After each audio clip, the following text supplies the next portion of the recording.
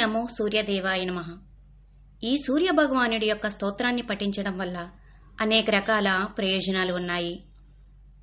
ఈ స్తోత్రం పఠించడం వల్ల మనకి ఆరోగ్యాన్ని, శక్తిని అందిస్తుంది మరియు వ్యాధులను తొలగించడంలో సహాయపడుతుంది. మెదడుకు శక్తిని కూడా పెంచుతుంది. ఈ స్తోత్రం వల్ల మనకి మానసిక శక్తిని, మనసును ప్రశాంతతను అందిస్తుంది. ఈ సూర్య స్తోత్రం వల్ల శత్రువుల నుండి రక్షణ కల్పిస్తుంది. మనకు ధైర్యం మరియు ధర్మాన్ని కూడా అందిస్తుంది. మనసును కూడా శుద్ధి చేస్తుంది. ఈ స్తోత్రం వల్ల విజయం అందుకోవచ్చు. కష్టాలనేవి దరిచేరవు. మనలో ధైర్యం మరియు శక్తిని అందిస్తుంది. జీవితంలో వెలుగులు నింపి శాంతిని కూడా ఇస్తుంది. మీరు ఏ కార్యం తలపెట్టినా సూర్య అనుగ్రహం తప్పకుండా కలుగుతుంది. అస్య శ్రీ ఆదిత్య కవచ స్తోత్ర మహామంత్రస్య అగస్త్యో భగవాన్ ఋషిః అనుష్ఠుప్ ఛందః ఆదిత్యో దేవతా శ్రీం బీజం నీం శక్తిః సోంకీలకం మమాదిత్య ప్రసాద సిద్ధ్యర్థే జపే వినియోగః ధ్యానం జపాకుసుమ సంకాశం ద్విభుజం పద్మహస్తకం సింధూరాంబరమాల్యం చ రక్తగంధానులేపనం మాణిక్యరత్నఖచితా సర్వాభరణభూషితం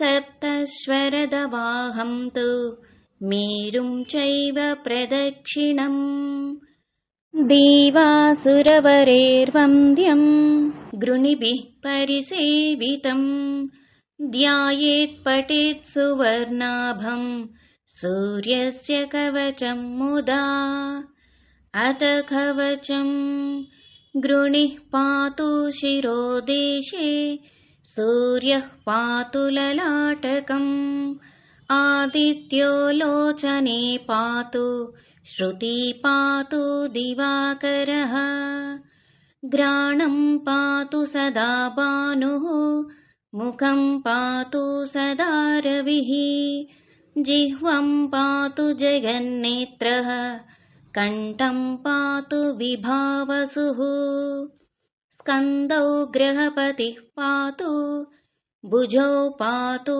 ప్రభాకరః करावब्जकरः पातु हृदयं पातु नभोमणिः द्वादशात्माकटिं पातु सविता पातु शक्तिनी ऊरू पातु सुरश्रेष्ठो जानुनी पातु भास्करः जंघे मे पातु मार्ताण्डो गुल्फो पातु त्विषाम्पतिः पादौ दिनमणिः पातु पातु मित्रोऽखिलं वपुः आदित्यकवचं पुण्यम् अभेद्यं वज्रसन्निभम् सर्वरोगभयादिभ्यो मुच्यते नात्र संशयः संवत्सरमुपासित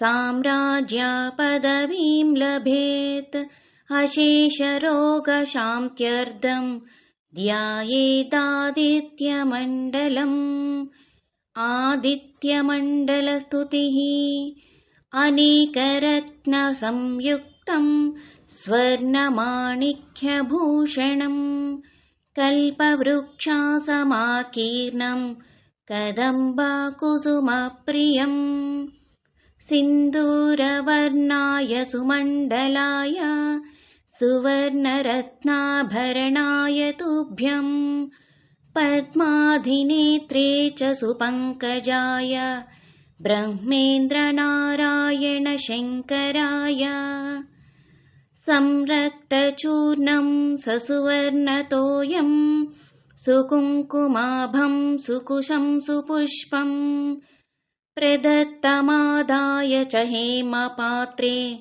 प्रशस्तनादं भगवन् प्रसीद इति श्री ఆదిత్యకవచం సంపూర్ణం. నా వీడియో కనుక మీకు నచ్చినట్లయితే లైక్ చేయండి, షేర్ చేయండి, సబ్స్క్రైబ్ చేయండి.